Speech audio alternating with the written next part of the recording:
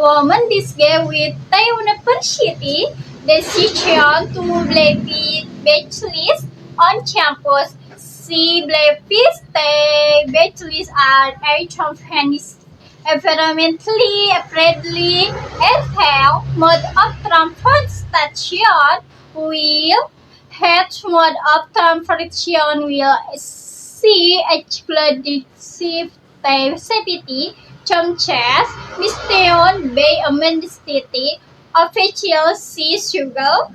They intend on many bachelors and the university to implement CPT measures that be plans on way to reduce congestion between pedestrians and pedestrians.